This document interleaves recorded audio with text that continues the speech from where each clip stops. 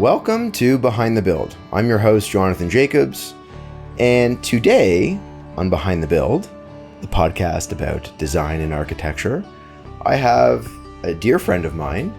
Her name is Brenda Izen.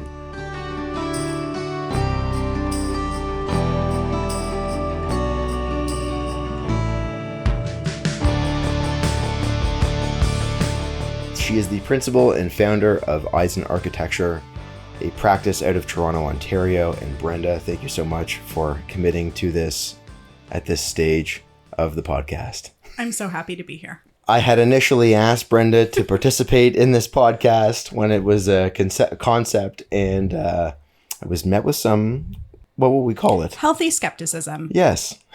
I didn't want to be a guinea pig. Right. So we left that to Joel and others, and we've got to the point now where, you know what? People are saying yes. So I'm really happy that you've said yes and that you've joined. I have known now, Brenda, my entire career with Walden, so about 6.5 years, which is wild to think that it's been 6.5 years. Yeah, we have a few completed projects together. Initially, we met when I was going out and meeting architecture practices throughout the city.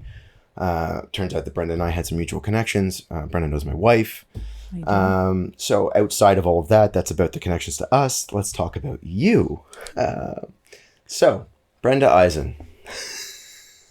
I have so looked forward to this interview, mainly because you and I have had so many discussions over the last 6 years about your practice, about operations, about sales, about staffing, about other architecture practices, about other builders. We have unpacked a lot of discussions surrounding our industry, and I have honestly struggled with what to start off with in our interview today.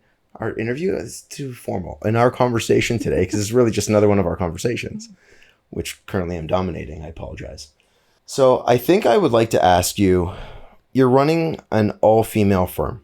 I think I want to start with that. Okay. And the reason that I do is because as you and I have discussed many times, I have a lot of admiration for that. I've got 2 daughters. I strongly believe that the construction industry is male dominated. A lot of my previous guests have been men, for whatever reason that is. Running a female practice, what led you, at what stage of your professional career did you realize that you wanted to go out on your own and you were going to run a female practice? Yeah. Let's go there. Okay, great question.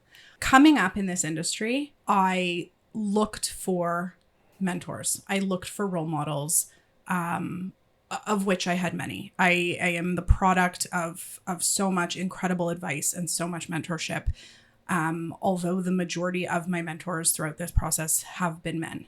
And what I noticed about the industry, not only is that it's so male dominated, but any practice at that time that was run by a woman, with few exceptions, it was either somebody who was business partners with her husband, and so they were able to collaborate both on the professional side of things and in the home, or it was somebody who sacrificed having a personal life to build something amazing professionally, whatever that might look like, or was somebody who came to this later in life or at a different stage in life.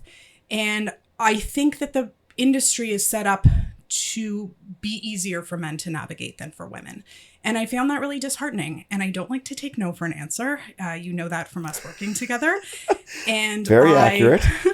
I wanted to have it all. And I decided that I would carve a path to be able to balance, to have a balanced lifestyle, to balance having a family, to balance having a practice, and to be able to do what I love so much and what I'm so passionate about. And so that's part of why I started my practice at the time that I did, because I was at the point where I was looking for more balance in my life. And I wanted to create a place where other women can do the same and can get their licenses early, can become successful, can, be a part of something and create work that they're proud of and that they're passionate about, and not have to sacrifice something else for that. And so my office is filled with women, and each of them has their own sort of unique arrangement in terms of coming into the office.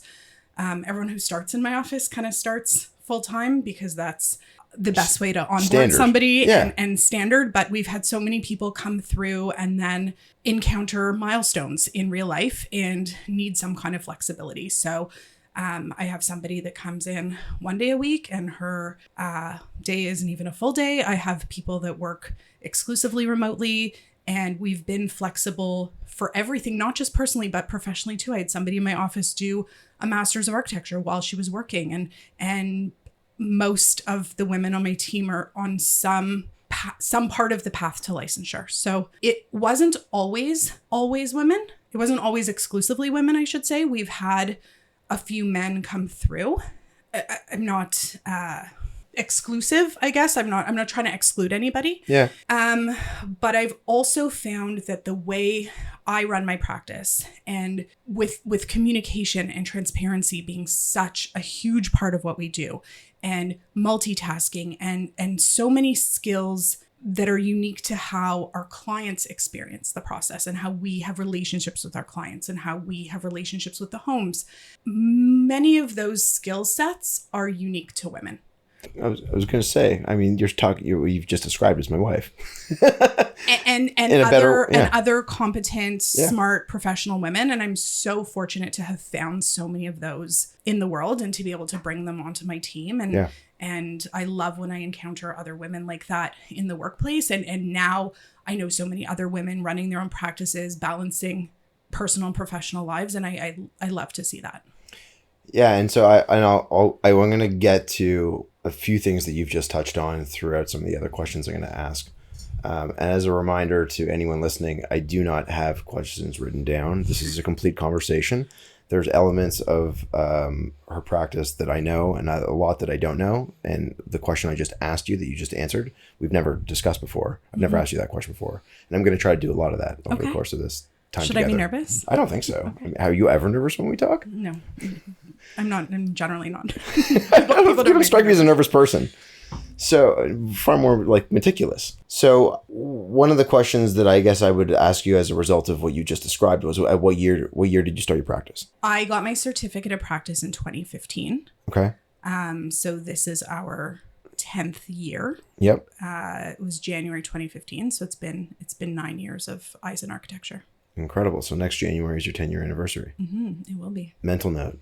All right. And the types of projects that we'll get into, we'll get there. Actually, I want to stay on the path of the staff, because a large part of what I've found over the time and we've worked together is that the staff you have are what make you as successful as you are. It is your team. Everyone has a defined lane. Can you describe how you have structured your staffing based on the number of projects that you take on, and how that is very, very calculated?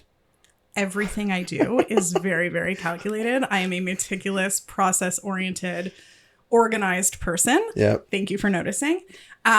So for our projects, every project has a project lead.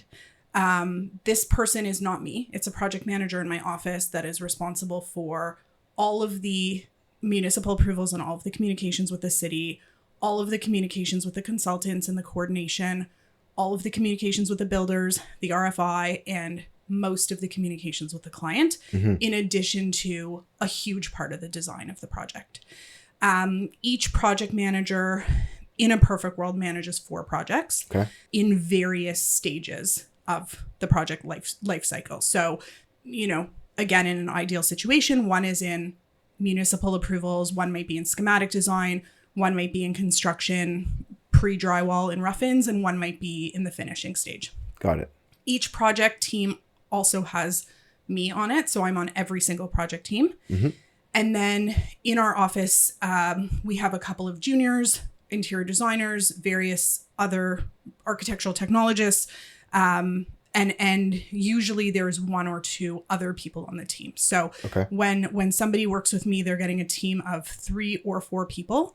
We are all on every email. We're all on every meeting. We're all on every site visit.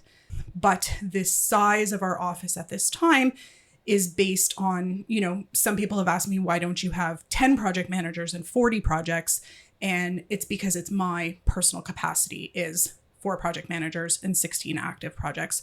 I want to be involved in every single decision of every single project. We are a super collaborative office. We talk about everything, like every email that goes out gets discussed, every small little decision, like we look at tiles, seam alignments together. And I think that the collaboration within the office just makes our projects so much stronger. And so that's how they're structured and how we get to our capacity. And what's really nice is that you just answered both questions. Thank you. I like to be thorough in my communication. I know. So 16 projects and a staff of how many currently? We are 9, including me. Okay. And at what stage did you get to the 9? How far into your current 10th year did you ramp up the staffing? It's been a while at this size. Okay. I struggle with staffing. That's something you and I have talked about a little bit. Yeah. When I find somebody that's the right fit for our office, for our projects, for our clients, I want to hold on to them forever. I want to do, everything in my power to keep them as part of a team and to grow them with the team. There seem to be fewer people looking for jobs than jobs available in this industry that fit the description of what I'm looking for. So unfortunately, we've had some turnover over the past couple of years, really since COVID, when we returned to the office, with trying to permanently fill a couple of the roles. I had a couple people leave. One that always comes to mind 2 years ago, and she left really, really big shoes to fill. And we've had 3 people now come through unable to do the role that she did. So to answer the question, I would say probably since 2019. Okay. Since a little bit, 2018, 2019, a little bit before COVID. I moved into my office where we are currently in 2016. And at that time I had 2 employees. So there was a large period of growth between 2016 and 2019.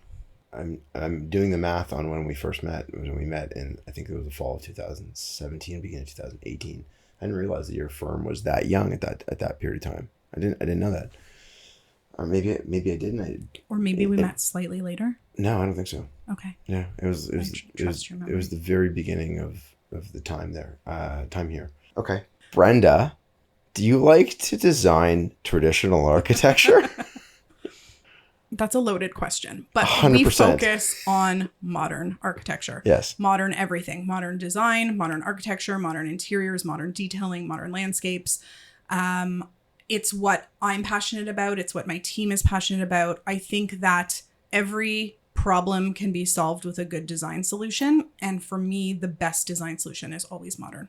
And I think that modern architecture is the best way to create balanced spaces and warm spaces that are calming. And it's how I personally define those words, but what I feel that it gives to me and what I give to my clients through modern architecture is what I love and what I always want to do.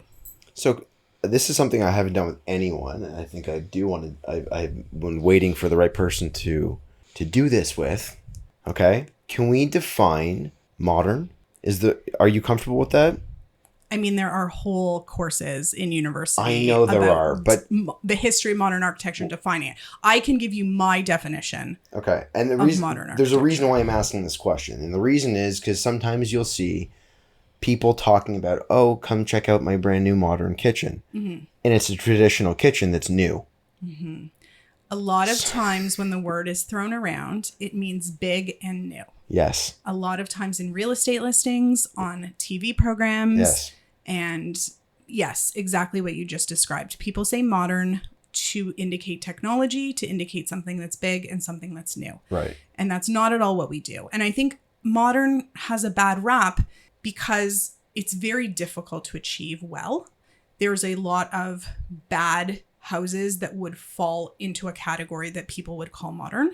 And there are a lot of real estate listings, as I just said, that are calling spaces modern. And so a lot of people have this preconceived notion that they don't like modern. Yes. That it's cold, that it's sterile. And what we create isn't any of those things. So let me try and answer your question. This is a hard question to answer. So I apologize for asking it, but also I'm not apologizing. There are a few ways that I would say our homes that we design are modern. We use a lot of natural materials. We use the same materials on the inside and outside of the house, and the architecture is very continuous from outside to inside. So what might be a soffit on the exterior becomes a ceiling on the interior. Those two are the same material. They're connected through a window that comes all the way up to the ceiling. And that's something that can only be achieved with modern design and modern detailing. The way that the same way you can have a wall that comes from outside next to the front door through the inside connected by a window. So there's very much the continuity between the outside of the building and the inside of the building, extending that continuity from the inside to the exterior architecture to the landscape and what's beyond, pulling the surroundings into the architecture. It really comes down to the details and how every small design problem is achieved, keeping things very clean, hiding a lot of the functional elements. So not seeing hinges, not seeing air returns, not even seeing lighting sources, indirect lighting, keeping things very minimal, very washed with light, washed with materials, just having this like glow of warmth and simplicity and tranquility is to me what makes a modern house.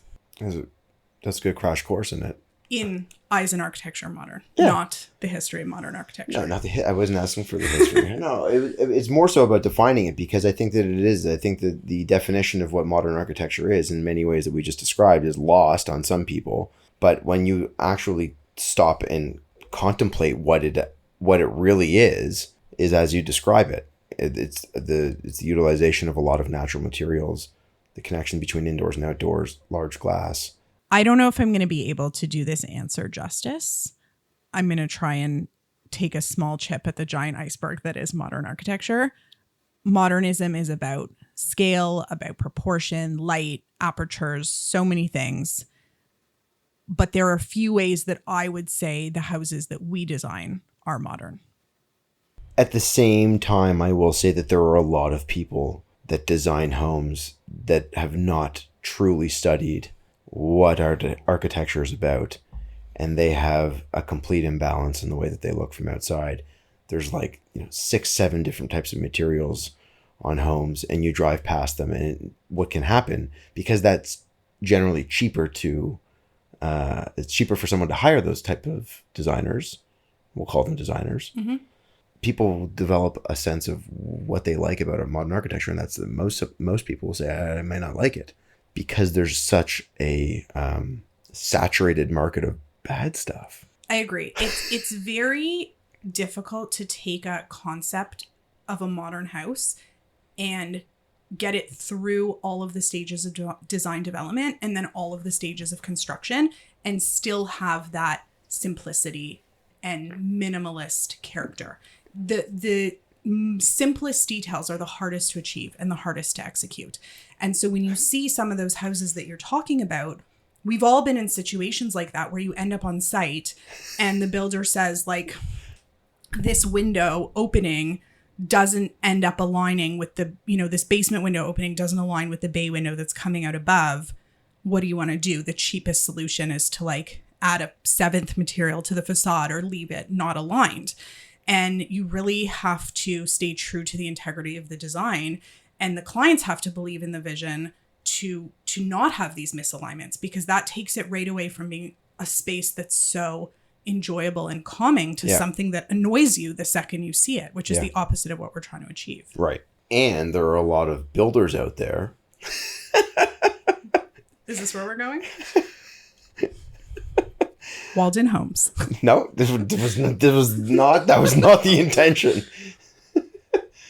There are a lot of builders out there that do not appreciate what you are trying to create and instead try to come up with their own solutions to problems on site that they don't describe. And you and I have talked about that many times. Admittedly, I would never want someone to be named in any of that because it's not worth it.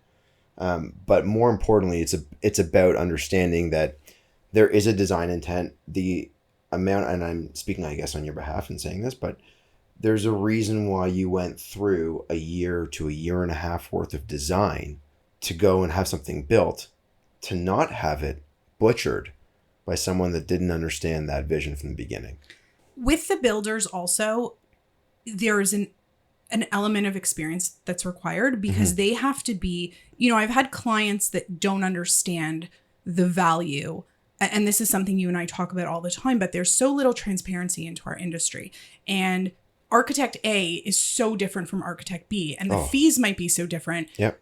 But the service might reflect that, the experience, the knowledge. And it's the same thing with the builders. And I've had clients ask me, why do I need this kind of builder when I could, aren't they just calling the trades one at a time? Like, couldn't I just do it if I took time off of work? I've encountered people that really feel that way. And the builder needs to understand 12 steps ahead of what's currently happening on site and coordinate the current trade, the next trade, the one after that, to be able to achieve the vision. Otherwise, by the time you get to step 12, it's too late and you've lost the design intent. I can think of many examples of that, but it's something that we've encountered on both sides of that, working with builders that, even sometimes they'll call us and they'll point something out and they'll say, in your drawings, this fascia material, which is like the face of a canopy, comes all the way down and you don't see the thickness of the soffit, which is the ceiling of the canopy below. In order to achieve that, I'm going to need to drop the stone or notch the brick so that it covers the structural steel lintel that's holding it, which may not have been shown in our drawings. That's just an example. We always show it notched. Yeah. But I've also worked with builders where it's notched in our drawings, where they'll just do it standard because it's always been done this way, my favorite expression. And then by the time you have condescending smile you had the time you have the 2-inch ACM come for the canopy, for the soffit, for the underside, you see the thickness of it on the face, and then it's another material that's being introduced to the facade. It's a different proportion of the canopy compared to the house. And so it is really important to have partnerships with the right people, to collaborate early, to review the drawings thoroughly. Like you said, we're spending so much time, so many hours, so many revisions, putting these intentions and these details into the drawings. And it's obvious to us when people are reading them and when they're not.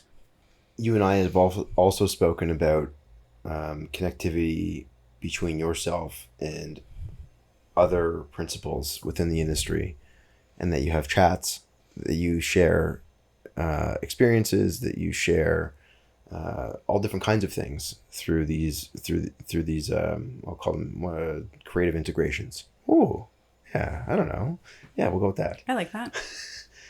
And it's to me, that's always been something interesting about you. And I know, are those chats something that you've created, or are they just kind of formulated on their own? You mean like physical chat groups? Yeah, okay. Chat groups. It was some of the people. No, okay. I haven't created one. Okay. I'm in one that's very active. There's 30 architects in there. It's a WhatsApp chat, and I know that several of the people in the group use WhatsApp desktop, like they have it open instead of Teams or Slack during the day. Yeah. And so 1 or 2 times a day, somebody's asking for a reference for, yesterday, somebody asked about a geotech consultant, or, what happens when you're submitting a proposal on the Metrolinx corridor. And so they are very collaborative places where people are sharing resources. Mm-hmm. I also have a number of friends in the industry that I'm comfortable picking up the phone at any time and calling them for advice or giving advice. I think that some of the strength in what we do comes from our collective knowledge and from our network, and builders too. There's a detail that we've been chasing in our office. I mean, there's a few details we've been chasing for so long that we're just trying to perfect them, and we work on them. We know how to make them beautiful, but it's equally important that they're functional and that the building science checks out, and we work on them and we draw them and we have other people look at them and give their opinions. Then it'll go out in a construction set of documents, and then we're on site. We're still making tweaks in collaboration with the builder or the brick mason or whoever it might be. And then we make it even better for the next project. We don't like to repeat details. We like to reinvent the wheel on every project that we do. Well aware of this. But there are a couple that we're just really close to perfecting. And so last week, actually, I was on the way to site and I was speaking to a builder friend of mine in the car, and I noticed that he's building one of the details we're trying to achieve for a different architect. And so I called him and asked him specifically how he's doing it on this house. And we had a really long conversation about the building science. It's actually, he's uncomfortable building it.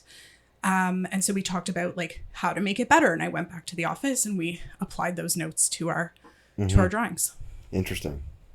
I mean, that's, I think what I was trying to I'm alluding to in your, I can't think of the word. It's evading me. You are validating is that this industry is best served as a collaborative industry. In many ways, there are people that can be in it and like most industries that can act like an island. And when you're running a practice, when you're building, that's the way you're running it, you're generally going to cap yourself at a certain level. And I think that what I have always enjoyed about working together, but also the way in which you run your practice, and you just alluded to it in your last description of this, is that you're never doing the same thing. You're always looking to change it. And I think that is really rare. I think a lot of people are trying to while you want to improve a detail, not often do you get to a stage where you're satisfied. You're constantly trying to push it. So I guess this is one of those like, woohoo, go Brenda. but truly, and I've said that to you on the phone. I'm going to say it to you now, and then other people can hear it, because I have a strong admiration for the way that you run your practice. So next question, scale of project that you look at, they vary, right? Initially, when you started, I know that you were working on some renovations. Mm-hmm. Some of those still happen every now and again for repeat clients. What is a scale of project that you're currently really comfortable working in? And what is a project that you have not yet had that you are hoping comes soon? So we will do commercial projects as long as they're consistent with our design philosophy and our design style. The majority of our projects are single family homes. I would say right now, surprisingly, about 40% are new construction. That number has gone down since COVID. I would say during COVID, we were doing about 60% new construction. So we're at about 40%. And I think our sweet spot is homes with a construction budget of around 5 million, plus or minus $1 million. That's the majority of our projects. We've done significantly larger homes with larger construction budgets, significantly smaller homes with smaller construction budgets. But that seems to be where we're comfortable right now. So to answer your question, more larger homes. I also do love the world of hospitality because it is so similar to what we are achieving in our homes. Yeah. That sense of calm and that sense of luxury and security and all of those things. That's something we haven't done yet. I would love to do like a boutique hotel. I was waiting for that. Yes. Even a restaurant that's similar to some of the spaces that we're designing, where we can use natural materials and indirect lighting and just make a really amazing space. I do have a background in hospitality design, as does a lot of my team. And so when we do commercial projects, it does come naturally to us, and it's an extension of what's happening in the home. I think for a while people wanted to go to hotels and go to restaurants because it was like this escape and this unique experience. And they still are in so many ways. There are beautiful hotels and beautiful restaurants, but people that are building homes, the homes that we're designing, they want their bedrooms and their primary suites to be as comfortable or as nice or better than hotels that they've stayed at. So we've brought that into the residential, and I would be very happy to extend back out again as well. Right. Among the many things that you and I have discussed over time has also been the importance of mentorship. So while we've discussed your practice, we've discussed typology of what you like, we discussed some builders, I also know that there's a foundation of what you've learned and where that started. So can I ask, who mentored you? I am the product of many mentors over time, but with the licensing path in Ontario, all Ontario licensed architects are required to have an official mentor through the licensing process. So my mentor he said he'd always be my mentor, Les Klein, who was just a guest on your podcast. Yeah. I was incredibly fortunate to be mentored by him throughout my entire path to licensure. And when I listened to his episode on your podcast and he was talking about being in his old office on Wellington and the growth, I was there for all of it. Like I met with him in his office in Wellington. He's also, I don't know if I'm allowed to say this, but he's also become a client of mine. I've done a lot of work on his house. You'll have to check with him if you're allowed to put that in the episode. But I'm really hoping he says yes.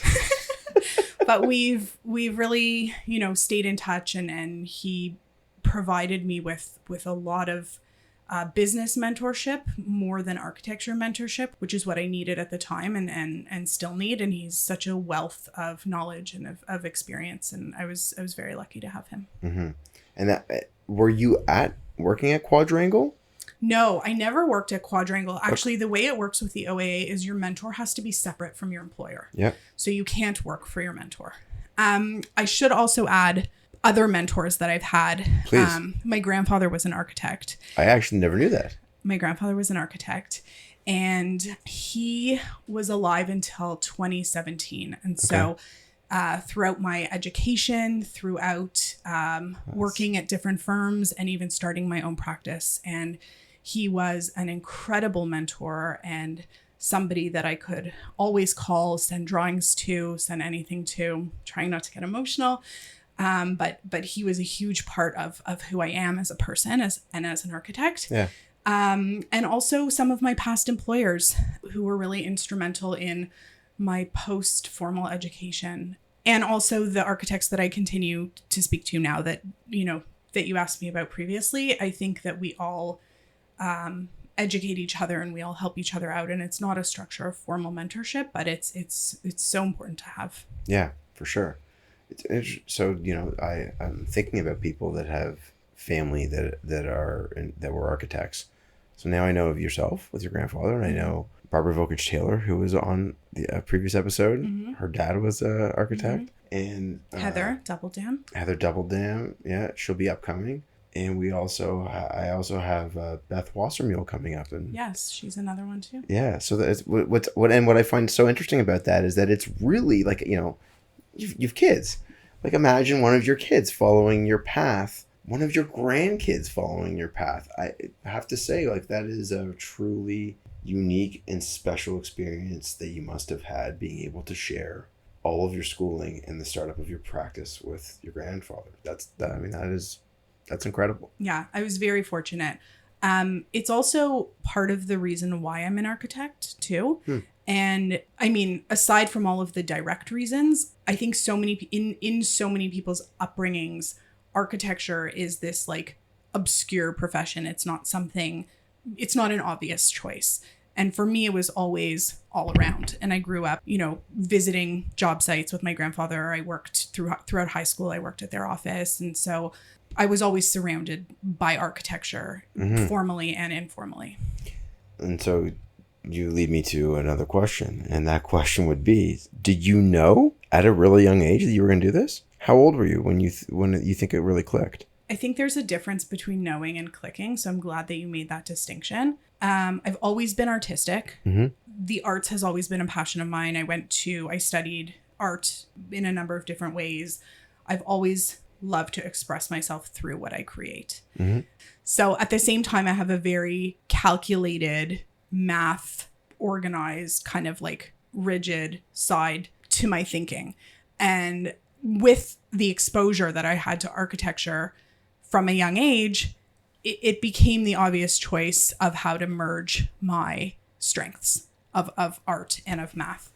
But it didn't click for me until partway through my education. I think I define education, sorry. My formal undergraduate education. Thank you. I thought that architecture would be the right fit for my strengths. Mm-hmm. And I thought that I wanted to create cities and contribute to the skyline and express myself through a built product that was bigger than what I'm actually doing and what I'm actually passionate about. And so there were a couple of moments that led to the clicking. I'd say there were probably 3. But the first one was I did a year abroad. I did an exchange through my undergraduate program, and I went and I studied architecture in France. Where was the architecture program at? What school? I went to McGill for my undergraduate, and they have a great exchange program. I went to France, and I had a bit of an awakening with respect to critical thinking when I changed institutions. The beginning part of my formal education was very prescriptive. There wasn't really a focus on critical thinking. Take out your notebooks and your pens. Architecture is this, write it down. And then I went to France, and I don't want to say it was equally prescriptive, but it was a whole other pedagogy, a whole other set of professors, a different part of the world. And the same type of thing, architecture is that. And so me, being the young, impressionable student that I was, I'm looking at architecture is this or architecture is that. And for the first time, I'm understanding that maybe it's not this or that, but that I can carve out a space somewhere in between or outside of this and that. And so that was a really key moment in me being able to ask the right questions and follow my own path. And it really changed the way I approached the remainder of my education. So I think maybe that's when it clicked. Do you want more stories? No. Okay. I wasn't sure if you I was watching you there, and I wasn't sure if you were done, because I'm noticing that you're still pensive and thinking about it. So I don't want to speak over you. It was an accumulation of a number of key moments throughout life. And I hope that those moments continue to happen, because they're exciting and they're formative, and I never want to be doing the same thing day over day, year after year. So that was the first one, and it was the most impactful. And it's when I found my place in architecture, and architecture felt right for me then. Mm-hmm. I like that. We have covered some ground here, and this is you're into the stage right now. We're talking about school. So you finished McGill, and then where did you go? You did a master's program, right? I did, yes. I don't feel like it's a great political time to be aligning myself with any institutions of higher learning, McGill included. Maybe we can edit that whole part out. No, we'll leave it in. Great. After I finished my undergraduate degree at McGill, I went to Cornell for my master's of architecture in upstate New York. And Cornell also has a satellite campus in Chelsea in New York City. So I also did a semester in New York, which was a great part of my education, because a lot of the professors were practicing architects in New York. And we got to learn from some very accomplished and successful, interesting people who were coming at it not solely theoretically. I'm very fortunate to have had an amazing formal education, and in so many different cities, and from so many different incredible professors. And were you able through that program to be able to go and tour any of the projects that were happening at the time in the city? Yes, we did. We had a professional practice course, and one of the assignments was that we had to choose a building under construction that was on our commute to school. So I lived at 58th and 9th in Hell's Kitchen, and the architecture school was in Chelsea. It was on 14th, and so I'd walk every day to school.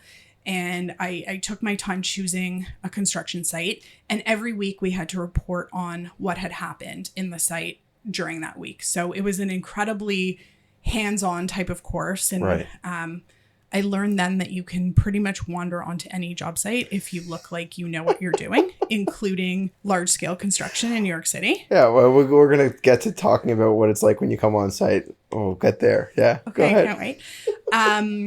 But yes, we had a lot of access to completed projects and projects in construction, and even the ability to visit architecture practices. I also, throughout my 8 years in school, worked for various professors in the summers. I didn't really have roots anywhere until I came back to Toronto, I should say, and made my own family here. And so there wasn't like this need to, I'm doing air quotes, but like go home for the summer. So I was always able to stay and work for different profs in different cities. And that was a great part of my education as well. Okay. And you talk about going on sites, right? Mm-hmm. And you talk about if you walk onto a site and you look like you belong, Mm-hmm. you can walk onto a site. Mm-hmm. So when you go onto a site in Toronto, Is this about appropriate footwear? I wasn't going to actually say that, but yes, now I will. I am notorious for my inappropriate footwear on site. What does that mean, Brenda? I like to wear high heels. Yeah. I like to wear fashionable shoes, Mm-hmm. sometimes open toe, none of which have steel toes. Okay. Hard hat? Never. Although I do have an Hermes hard hat. I was waiting for it. It's in my office. I wear it occasionally. I mean, it's an Hermes. It's an Hermes. Yeah. I didn't even know that they make hard hats. They don't. It was actually a firm that I worked at previously. Yeah. Designed the Hermes store on Bloor. Not the newest one that just opened now with the beautiful brick. Yeah. Previous iteration. This was years ago. Yeah. It was an Hermes store on Bloor. And at the opening party, the architecture team was invited.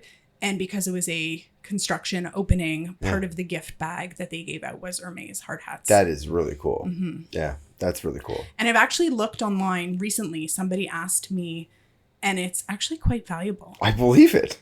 I didn't realize, but I love it. I'm not selling Why it. would you? I don't think you can. That's I mean, that's an artifact to your life, right? And also because they don't make them. It's like a limited item. Yeah, I can completely appreciate it. It's not quite the same level of hat that I have, but nonetheless, it's okay. I think it's... I have only ever been injured on site once I had a nail go into my foot when I was wearing open sandals. I'm generally very careful and I have my own insurance. So I don't put this on any of my builders that I choose to wear my footwear of choice on site. Yeah. Every time I've seen Brenda on site, I'm like, oh, it's the I haven't seen those shoes before. Okay. Well, we've talked a lot about many things here. Education. We've talked about practice. We have not really gone into sales. So I think I want to go there. I want to talk about sales process. And I want to talk about it because you and I have spoken at length about what it is like to compete at the level that you're at, but also at the level that some other people are at, and how you have to explain to a prospective client the differences between them. I've touched on this with some others, but I leave you to describe what does the sales process look like for you when you're engaging with a new prospective client. It's a relatively open-ended question. It's quite open-ended. Yes, Yeah. so feel free to answer it as you wish. Great. So we are very choosy about the clients that we work with. It's a very long relationship. Most people who haven't undergone this process don't realize, but we're working with our clients for an average of 4 years. The municipal approvals in Toronto right now are anywhere between 10 and 14 months. And sometimes it's more than that if it's a ravine lot, if you need to have TRCA involved, if there are soil conditions. We've encountered literally everything. On the front end of that, you have the schematic design, which could be a year. And then on the back end of that, you have construction, which depending on the scale of the house is, call it 18 to 24 months. And that's 4 years. We are extremely hands-on in our process. We are meeting with our clients regularly. We are on site all the time. We coordinate our consultant drawings very meticulously. We're reviewing the shop drawings with multiple iterations and making sure that everything is absolutely perfect and all of the alignments are there. And we're relaying all of this back to our clients in a format that makes sense to them and at a cadence that's not like disruptive to them, but is enough information so that they, understand what we're putting into the project. Mm-hmm. I think that's unique in this industry. There are architects that you can hire that will do a building permit set of drawings, file them with the city, you get your building permit, and that's the end of their scope. 40% of our scope happens during the construction phase. And it's difficult for prospective clients to understand what they might be getting from one architect versus what they're getting from another. At the same time, we need our clients to meet certain criteria. We need them to also be able to trust us that we're experts, that we do this every day, that we will take care of this from beginning to end and in a timely fashion. Like when I said 4 years to you, like the amount of following up we need to do, the amount of driving of the project and riding of the municipal officials and others like keeps the project at 4 years. If we just sent something out and then waited to hear back, it would be a 6-year project. Right. And so that's a huge part of what we do too. Our clients need to understand that. They need to trust that we're doing that. And so when we first start talking to a potential client, we have a 3-step interview process, I guess you could call it, prior to us putting together a fee proposal, because it's really important to me that fit is established from both sides.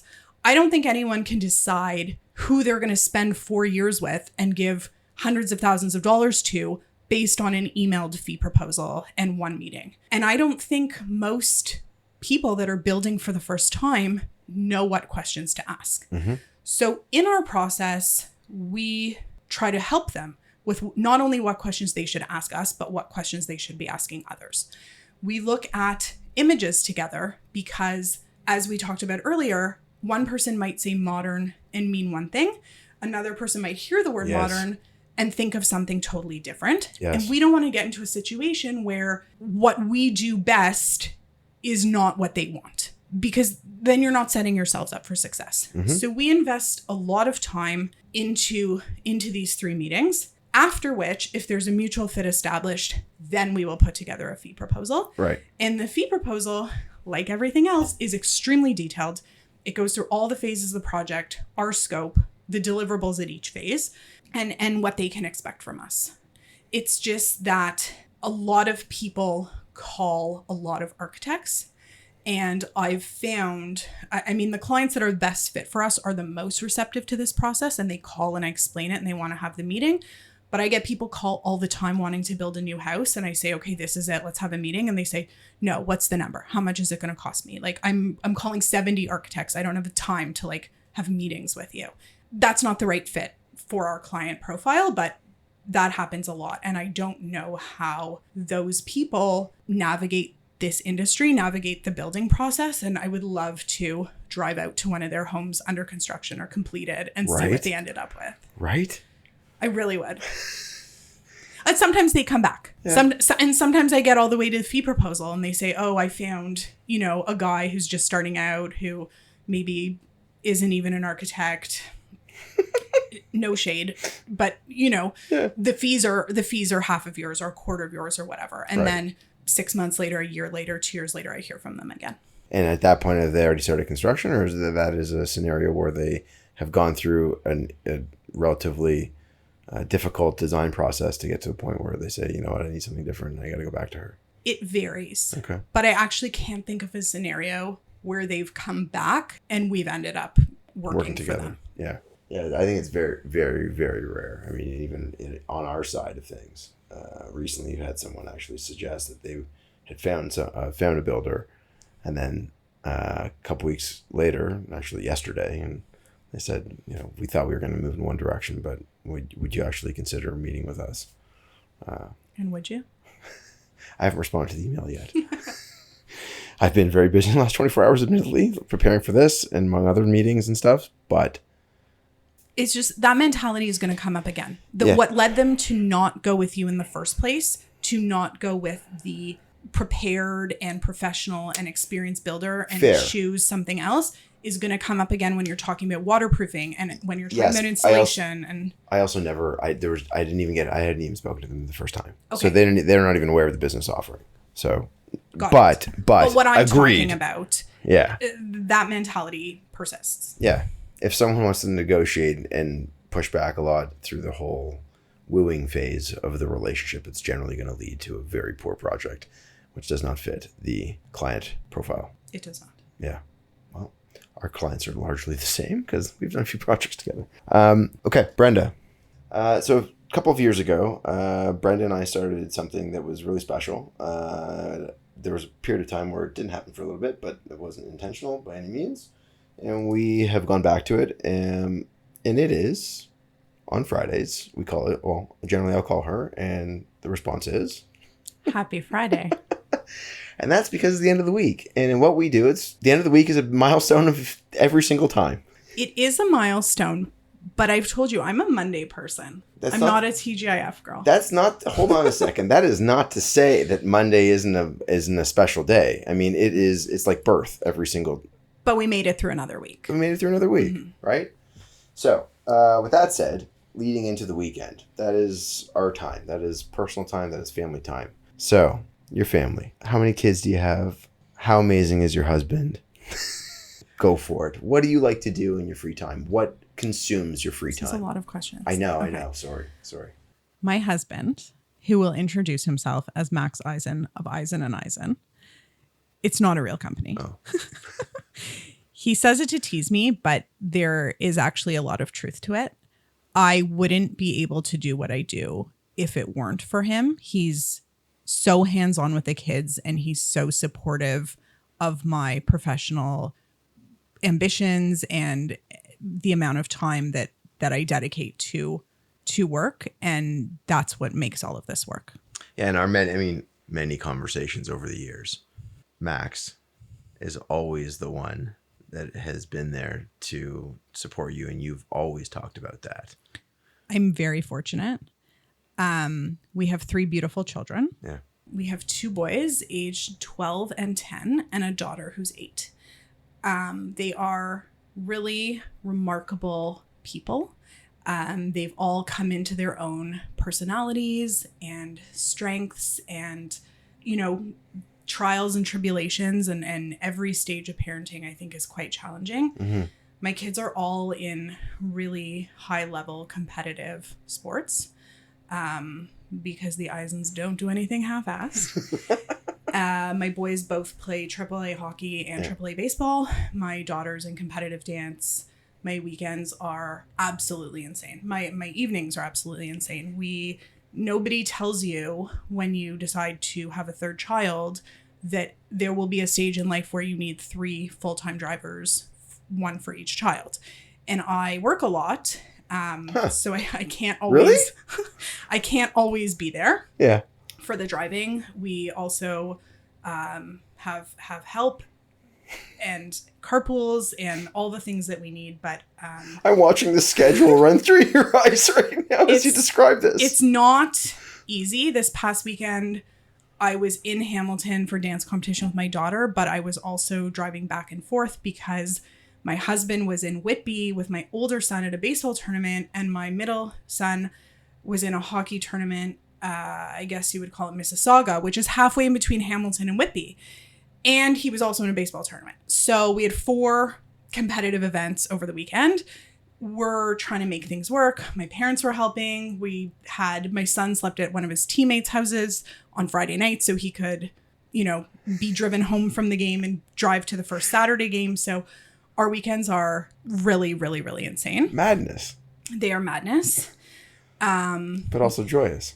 They are so joyous, and there's so much fulfillment that comes from seeing my kids do what they love and succeed at what they love. And everything that I do is so that they can be successful in what they love. You asked what I do in my personal time. I don't have a lot of personal time. No. Based on what you just said, that makes a lot of sense. But I really love to work.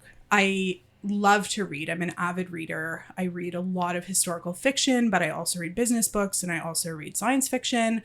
I'm reading a lot. I love to have my mornings to myself. I love to wake up really early, work out, and clear my inbox because I like to know what's going to meet me when I get to the office. And I have family responsibilities in the morning. My most popular meeting time is 9 a.m. So if I don't clear my inbox first thing in the morning and then I'm not at my desk until 10:30, there is a lot of fires that are waiting for my immediate attention. So I like to get ahead of those as early as I can in the morning. Okay. I do know from our past when we first met years ago, you are also an avid tennis fan. Yes, I'm a tennis fan. I grew up playing a lot of tennis. Yeah. I love to play tennis when I have time. I like to watch tennis. 10 years from now. Yes, I do sometimes. My daughter plays tennis on Fridays. I like to watch tennis. Yeah. I'm a fan of tennis. And I actually, I think Serena Williams is an incredible businesswoman, and she's one of the women that inspire me. And I followed her entire tennis career, and now her career as a venture capitalist and everything else that she's doing right now, I think is incredible. Yeah. Okay. So, last few questions. a bucket list location to design a home, either for your family or someone else's, where would that be? So we didn't talk about this, but I'm actually building a house in Costa Rica right now. Yeah. Costa Rica has a magical quality to it. It does indeed. I love being outdoors. We talked before about the integration of architecture and nature, and Costa Rica is so rich in natural resources in every way and has the most beautiful sunrises and sunsets. And I am so fortunate to be building in a bucket list location. This is actually a development that we're doing. I'm not building it for a client, this particular house, and I'm not building it to sell. I hope to be able to build more vacation homes and hold on to as many of them as I can. And what goes with that is experimental architecture, is having myself as a client. I have incredible business partners in this venture, and that's part of the next chapter of Izen Architecture. Amazing. I admittedly don't want the interview to end, but I think that is also a fantastic conclusion to today's episode. As you know, you have become a great friend in this business. I truly appreciate your time. I've learned a number of things from you today that I didn't know over the last few years. I've not known about you over the last few years. I really look forward to more projects together, but I also really look forward to watching you as a professional, as a business owner, as an entrepreneur, as a mom, continue to grow. Thank you for your time. Thank you. Likewise, this has been very enjoyable. And I always appreciate your open lines of communication, especially when we're collaborating on a project and we can talk about really anything, which ultimately leads to the success of the project. Yeah. And we have a vault. We do. And it's full of secrets.